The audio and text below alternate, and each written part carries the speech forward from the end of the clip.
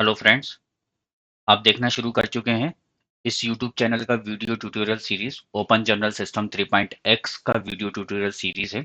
Hindi language में है। इसमें मैं आपको ओपन जनरल सिस्टम से रिलेटेड कोई ट्यूटोरियल्स, जो भी ट्यूटोरियल्स होती हैं, कोई ट्रिक्स होती हैं प्लगइन से रिलेटेड, वो मैं आपको इसके अंदर बताता हूँ।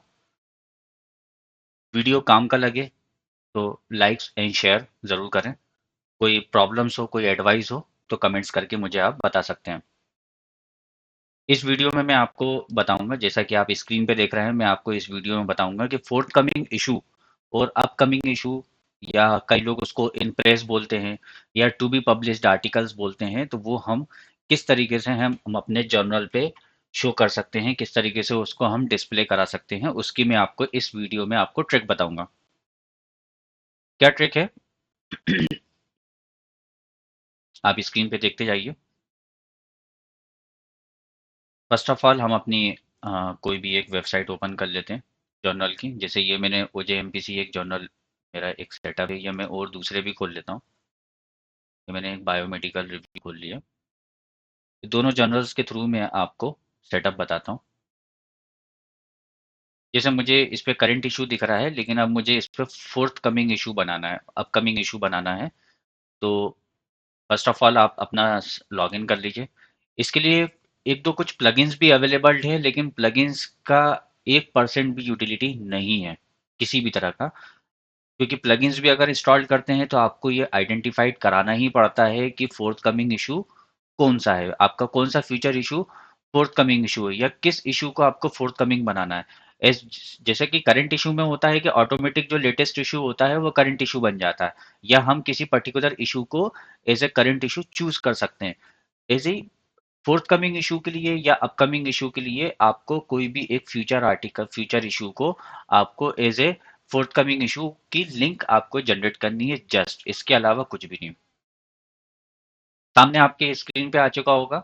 आपको क्या करना है, एक फ्यूचर इशू क्रिएट करना है। जस्ट एक फीचर इशू क्रिएट करना है। जैसे यहाँ तक एक फीचर जुलाई दिसंबर तक इशू बना हुआ है। वॉल्यूम 7 का 2, वॉल्यूम 7 का 1 तक, जन जून तक है। 7 का 2 जो है आपका आपके फीचर इशू में पड़ा हुआ है, या फीचर इशू में आपको देखिए इतने सारे इशू दिख रहे हैं। तो जैसे कि मेरे को इसको फीचर इशू बनाना है, जिसको भी आपको फीचर इशू बनाना है उसको पब्लिश नहीं करना है, फीचर इशू में ही पड़ा रहेगा। उसको आपको जस्ट प्रीव्यू करना है। प्रीव्यू करने के बाद जो यूआरएल आएगा उस यूआरएल को कॉपी करना है, और यहाँ पर जाके सेटिंग में वेबसाइट मेनू को आपको ओपन करना है। यहाँ पर नेविगेशन मेनू में जाना है। नेविगेशन मेनू में यहाँ पर वन टाइम, एक ही बार आपको एक आइटम क्रिएट करना है, बार बार बस, बाकी नेक्स्ट टाइम आपको उसको सिर्फ अपडेट करना है। नेक्स्ट टाइम जैसे मैं यहाँ पर मैं लिखना चाह रहा हूँ कि इन प्रेस लिख देता हूँ मैं, या फोर्थ कमिंग लिख देता हूँ, फोर्थ कमिंग इशू। ठीक है। चूज टाइप में आपको लेना है रिमोट यूआरएल, और वो यूआरएल को आपको पेस्ट कर देना है, सेव। और फिर प्राइमरी नेविगेशंस में जाना है। उस नेविगेशन को आपको जहां भी एड ऑन करना है वो नेविगेशंस में आप उसको ले लेंगे, फोर्थ कमिंग इशू।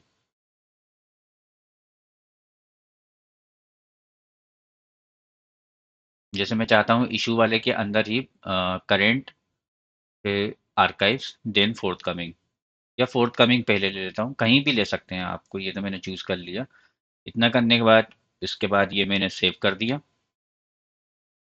सेव करते से ही अब मुझे आपको इशू के अंदर फोर्थ कमिंग इशू दिख जाएगा। फोर्थ कमिंग इशू खोलते से ही आपको वॉल्यूम 7 नंबर 2 आपको दिख रहा है, और प्रीव्यू टैब भी दिखाई देगा।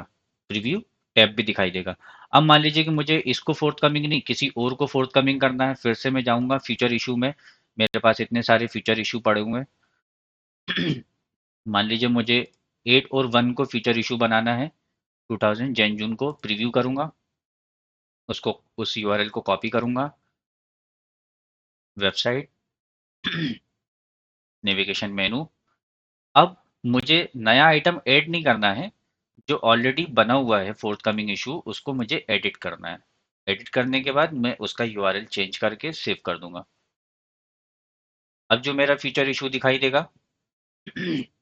फोर्थ कमिंग इशू जो दिखाई देगा, वॉल्यूम 8 नंबर 1 2021।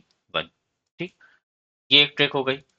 जैसे इसका एग्जांपल आपको मैं इस वेबसाइट पे दिखा देता हूँ। जैसे ये इनप्रेस करके यहाँ पर मैंने लिंक बनाई है। लिंक का अगर नाम भी चेंज करना है तो मेरे को कुछ नहीं करना है, इसको फोर्थ कमिंग इशू से चेंज करके मैं इनप्रेस या जो भी आपको करना हो, जो आपको सुटेबल लगे, आप अपने जर्नल के अकॉर्डिंग वहां पर आप डाल सकते हैं। इनप्रेस, अब मुझे जो दिखाई देगा वो इनप्रेस दिखाई देगा। प्रेस, ये रहा। अब जैसे इनप्रेस में ये इनका इशू भी दिखाई दे रहा है। ऐसा करने से अगर आप डायरेक्ट इशू पब्लिश करके अगर आप डालते हैं तो उससे क्या होगा, सबसे पहले जितने भी हमारे ऑटोमेटिक आर्काइविंग सिस्टम है, जितने भी प्लगइन से जो ऑटोमेटिक इशू पब्लिश्ड होते से, आर्टिकल पब्लिश्ड होते से जो एक्टिवेट हो जाते हैं, वो कुछ भी एक्टिवेट नहीं होंगे जब तक कि हम इशू को पब्लिश्ड नहीं कर देते हैं। जब तक कि इशू को पब्लिश नहीं करेंगे, बहुत सारे हमारे आर्काइविंग मेटा डेटा के बहुत सारे प्लगइन्स हैं, गूगल स्कॉलर्स हैं, बहुत सारे हैं, वो सब ऑटोमेटिक चालू हो जाते हैं। जब आर्टिकल्स को इशू को पब्लिश करेंगे तभी वो चीज़ दिखाई देगी, अदरवाइज नहीं देगी। जैसे मैं जून जुलाई को, जून दिसंबर को मैं पब्लिश कर देता हूँ, पब्लिश इशू। ठीक है, अब ये हमारा बेक इशू हो गया।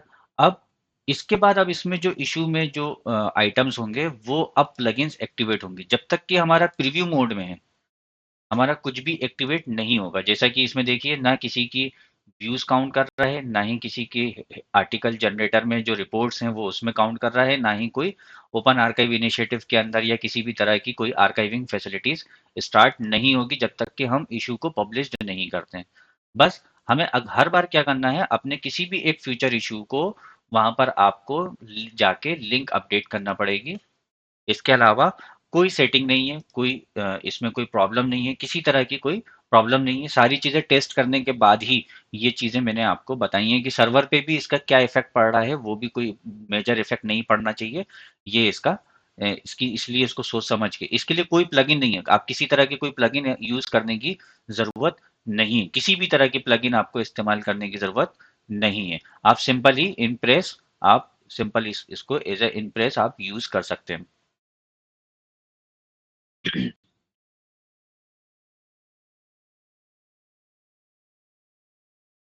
आपको ओजेएस 3.1 से रिलेटेड कोई प्रॉब्लम, या होस्टिंग से रिलेटेड कोई प्रॉब्लम, अपडेट से रिलेटेड कोई प्रॉब्लम हो तो कमेंट्स करके आप मुझे बता सकते हैं। मैं उसका प्रॉब्लम का रिजोल्यूशंस देने की कोशिश करूंगा, हर तरह की रिजोल्यूशंस देने की कोशिश करूंगा। होस्टिंग भी अगर आपको चाहिए हो मिनिमम और चीपेस्ट रेस्ट में with monitoring of all technical issues and technical aspects, तो आप मुझसे कांटेक्ट कर सकते हैं। इस वीडियो में बस इतना ही। Thank you.